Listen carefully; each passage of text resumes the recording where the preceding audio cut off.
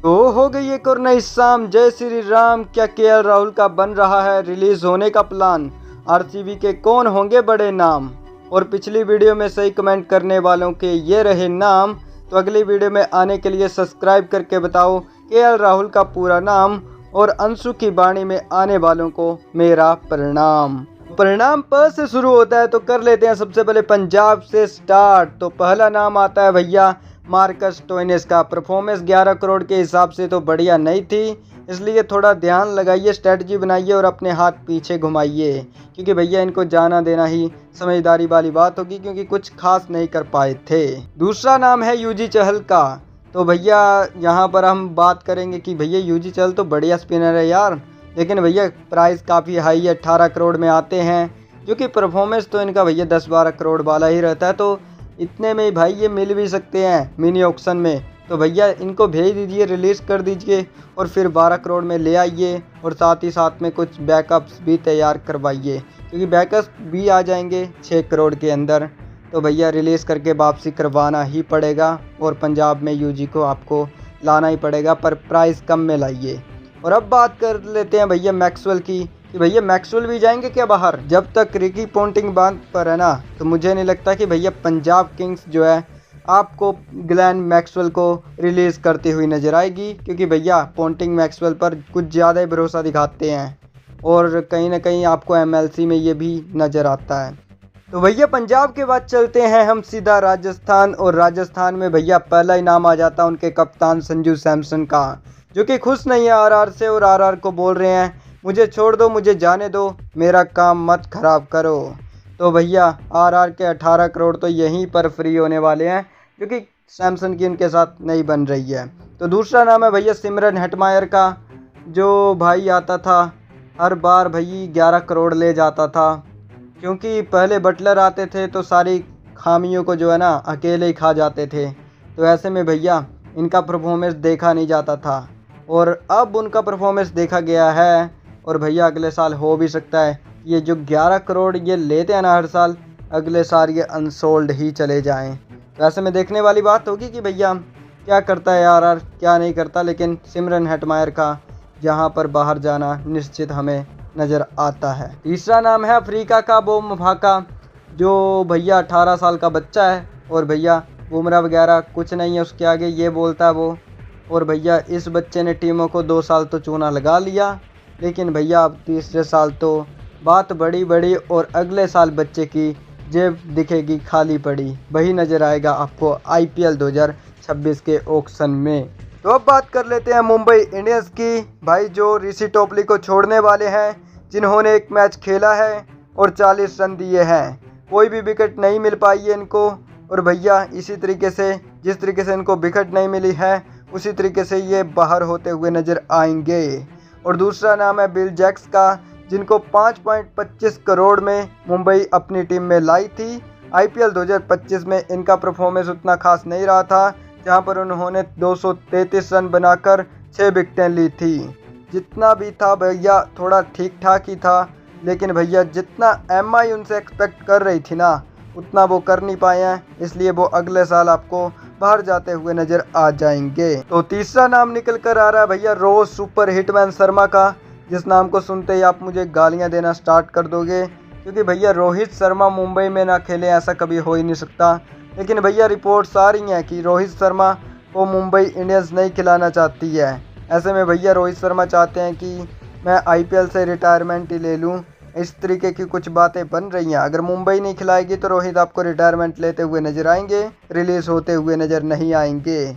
आपको बता दें कि रोहित एंड तक अपनी इसी मुंबई इंडियंस में खेलना चाहते हैं, लेकिन मुंबई मैनेजमेंट उनको अब रंग दिखा रही है, रूप दिखा रही है। तो अब बात कर लेते हैं भैया कोलकाता नाइट राइडर्स की, जिनको भैया वेंकटेश अय्यर जो है रिलीज़ करने हैं, और भैया वो उन्होंने 23 करोड़ 75 लाख में ख़रीदे थे। और भैया वेंकटेश भाई ने 130 के स्ट्राइक रेट के साथ 142 ही रन बनाए थे, उतना खास कुछ नहीं कर पाए थे। और वेंकटेश अय्यर ने प्रूफ भी कर दिया था कि भैया आप गलत अय्यर को आईपीएल ऑक्शन से ले आए हो। दूसरा नाम निकल कर आता है एनरिक नोर्जे का, जिनकी प्राइस भैया 6 करोड़ की गई थी, लेकिन भैया भाई ने 3-3 करोड़ का एक मैच खेला था, यानी कुल 2 ही मैच खेले थे, जिसमें भी भाई कुछ नहीं कर पाया था और शायद अगले साल बिक तो जाएंगे पर शायद बेस्ट प्राइस ही बचा पाएंगे। तो तीसरा नाम है मोइन अली का, जो भाई शायद इसलिए लिया गया था कि भाई आएगा और विकेट चटकाएगा, पर इस साल मोइन अली ने बस अय्यर जी का ड्रामा देखा और भैया अगले साल के लिए आईपीएल को गुड बाय कहने का एक और इशारा दे दिया, क्योंकि भैया आईपीएल ऑक्शन में आएंगे और अगले साल ये कन्फर्म है कि भैया अनसोल्ड होकर जाएंगे। तो अब बात कर लेते हैं गुजरात टाइटंस की। तो भैया गुजरात की अगर हम बात करते हैं तो राहुल तेवतिया का ही नाम ऑटोमेटिक दिमाग में आ जाता है। 15 मैचेस इन्होंने खेले हैं जिसमें 99 रन लगाए हैं। जिस तरीके का गुजरात उनसे उम्मीद कर रहा था ना, उस तरीके से परफॉर्मेंस इनकी बिल्कुल नहीं आई है। भले इनके टॉप 3 बैटर ने जो है प्रेशर सिचुएशन में काम किया है, लेकिन जब भी प्रेशर इन पर आया है ये बिल्कुल फ्लॉप दिखे हैं। और भैया बहुत ही ज़्यादा बड़ा प्राइज़ ये लेके जाते हैं 9 करोड़ का, जो कि ये जस्टिफाई नहीं कर पाए हैं, इसलिए बाहर होते हुए आपको ये नज़र आ जाएंगे। तो दूसरा नाम है राशिद करामाती खान का, जिन्होंने 18 करोड़ लेकर भैया 18 से भी आधे विकेट चटकाए हैं, यानी 9 ही विकेट लिए हैं। और भैया मार भी खूब ज़्यादा पड़ी है और प्राइस को जस्टिफाई नहीं कर पाए हैं। और अगले साल कहेंगे गुजरात टाइटंस को ये भी टाटा गुड बाय, क्योंकि भैया डाउनफॉल इनको अपने अंदर खींच रहा है जब से इनको सभी बल्लेबाजों ने पढ़ना शुरू कर दिया है।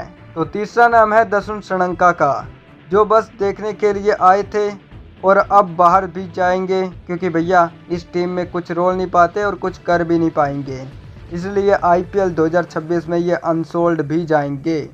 तो अब बात कर लेते हैं सनराइजर्स हैदराबाद की। तो पहला नाम आता है भैया मोहम्मद सामी का, जो बेहतर से बेहतरीन करते थे आईपीएल में, लेकिन 2025 में ये खिलाड़ी सबसे ज़्यादा हैरान करता है अपनी परफॉर्मेंस से, जहां पर भैया अपने प्राइस को भी ये एडजस्ट नहीं कर पाता अपनी विकेटों के साथ। ऐसे में भैया 2025 में जो है समी ने जिस तरीके से परफॉर्मेंस दिखाया है उस तरीके से 2026 में आईपीएल ऑक्शन में जाएंगे।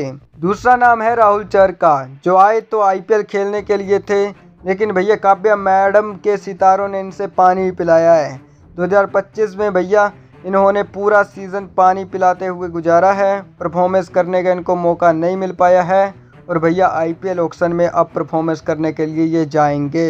तो तीसरा नाम है इनकी लिस्ट में अभिनव मनोहर का, जो 6 मैचेस खेल कर आया है भाई और भैया 49 ही रन बना पाया है। 98 के स्ट्राइक रेट से इसने डिसअपॉइंटमेंट किया सभी को और भैया ये आईपीएल ऑक्शन की तरफ ही देखें तो ही अच्छा है। अब चलते हैं चेन्नई, जहां माहौल थोड़ा गर्म है और अश्विन पहला नाम है जो भैया रिलीज़ होने ही वाला है और भैया उस पर ऑलरेडी मैंने वीडियो बना रखी है, तो इस वीडियो के बाद आप उसको भी देख सकते हो। तो भैया अश्विन जो है ना, उसमें कुछ कंट्रोवर्सी हुई है, उस पर वीडियो है तो आप चैनल में जाके देखो। तो दूसरा नाम है भैया राहुल त्रिपाठी का, जो 96 के स्ट्राइक रेट से खेला था और भैया 6 मैचेस में 55 रन बनाए थे और माही भाई को भी भैया शर्मा आ चुकी थी कि भैया मैं किस प्लेयर को आईपीएल ऑक्शन से लाया था। सीएसके के फैंस को ये नहीं भाया है भैया, तो तीसरा भी नहीं भाएगा, क्योंकि भैया तीसरा भी कुछ इसी कैटेगरी का प्लेयर था, जो कि भैया दीपक हुड्डा था, जिसने भैया स्ट्राइक रेट भी भैया 75 का दिखाया था और एवरेज इसका 6 का रहा था। तो भैया क्या ही बताएं, हर मैच में 6 का एवरेज रहेगा तो क्या ही कर पाएगा बंदा, आईपीएल ऑक्शन में ही जाएगा, शायद अनसोल्ड भी हो जाए अगले सीज़न, जिस तरीके से शार्दुल ठाकुर हो गए थे। तो बात कर लेते हैं भैया दिल्ली कैपिटल की, जिनके प्लेयरों की मैं बात कर रहा था। तो भैया मोहित शर्मा, जिन्होंने पिछले साल 7 मैच खेले थे, वो पहला रिलीज़ होते हुए नजर आ जाएंगे। डेथ ओवर स्पेशलिस्ट होने के बावजूद भाई ने 2 विकेट चटकाए थे, तो भैया ये भी टिकट कराएंगे बाहर जाने का। और दूसरा नाम आता है भैया फैफ डु प्लेसिस का, जो कि एज फैक्टर के चलते बाहर कर दिए जाएंगे और टी नटराजन भी बाहर हो जाएंगे। भैया इनमें जो है ना बेसिक चीज़ पता क्या आती है, चेन्नई चाहती है लेना Donovan Ferreira, Faf du Plessis को, और भैया टी नटराजन भी मिल जाएंगे चेन्नई को, तो कोई ज़्यादा बुरी बात नहीं है और बातें चल भी रही हैं, न्यूज़ आ भी रही हैं। तो भैया ऐसे में हो सकता है फैफ डु प्लेसिस और सचिन रविंद्र का स्वैप हो जाए। तो अब बात कर लेते हैं भैया आरसीबी की, जहां एलियन की कमी को पूरा करने के लिए लिविंगस्टन को लाया गया था, जिनको भैया आरसीबी ने महंगे दामों में ख़रीदा था। तो अगले साल भैया होंगे ये बाहर, सीधा आपको जाते हुए नज़र आएंगे और आपको इनकी जगह पर एलियन की वापसी नज़र आ सकती है। और चांसेस हैं पर भैया बहुत कम चांसेस हैं, क्योंकि डिविलियर्स को कुछ फैंस कह रहे हैं कि भैया खेलिए। अगर उनके लड़के कह देते हैं, उनको बच्चे कहते हैं कि भैया IPL खेलिए पापा, तो भैया वो खेलेंगे। तो ऐसे में भैया अब दूसरा नाम निकल कर आ रहा है राशिद सलाम का, जिनकी अमाउंट कुछ ज़्यादा ही भारी हो जाती है, जहां RCB उन्हें 6 करोड़ सालाना देती है। तो ऑक्शन में जाकर भैया सस्ते दामों में इन्हीं को वापस लाया जा सकता है और भैया इन्हीं को रीयूनिट करके जो है गेंदबाजी सिखाया जा सकता है। वैसे भी यश दयाल आपके जेल में हैं।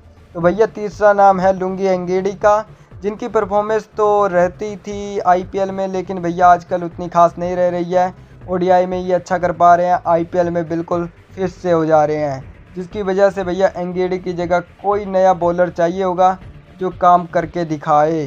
तो भैया अब कर लेता हूँ लखनऊ की फटाफट बात। तो हर दिन न्यूज़ पाने के लिए सब्सक्राइब भी कर लो आप। और भैया मेरा पेपर है सुबह, तो जल्दी से करूँगा इनकी बात। मयंक यादव का भैया इनके पास जो है ना एक विकल्प है, लेकिन भैया इंजरी काफ़ी ज़्यादा रहती है, तो इनको रिलीज़ करना ही पड़ेगा। साथ में भैया इकॉनमी भी इन्होंने बहुत दी थी, तो भैया 11 की इकॉनमी से आप रन दोगे तो भैया आप बाहर ही जाओगे। और भैया अब दूसरा नाम है डेविड मिलर का, जिनकी उम्र हो गई है IPL से जाने की, जैसी उनकी परफॉर्मेंस बता रही थी। इन्होंने 11 मैचों में 153 रन लगाए थे और वो भी 121 के स्ट्राइक रेट के साथ। तो अगले साल शायद ये अनसोल्ड दिखते हुए हमें नज़र आ सकते हैं। और तीसरा और आखिरी नाम है भैया आकाशदीप सिंह का, जिन्होंने 6 मैच खेले थे, जो कि चेन्नई की सुपर किंग्स की टीम में थे ना आकाशदीप, उनकी बात कर रहा हूँ। तो भैया उन्होंने 6 मैच खेलते हुए 3 विकेट चटकाए थे। और भैया इनको जो है ना अब इनको छोड़ना ही पड़ेगा। ऐसा नहीं चलेगा कि भैया आपको कुछ बड़ा नाम लाना पड़ेगा, जैसे कि भैया हर टीम के पास कुछ भारतीय बड़े नाम होते हैं, जैसे दीपक चहर, जैसे भैया जसप्रीत बुमराह। तो हो गई है भैया सारी टीमों की बात। तो भैया अब मैं भी सो जाता हूँ, सुबह पेपर देकर आता हूँ, फिर वीडियो एडिट करके YouTube में अपलोड करके आपको एंटरटेन करवाता हूँ, आपको न्यूज़ बताता हूँ।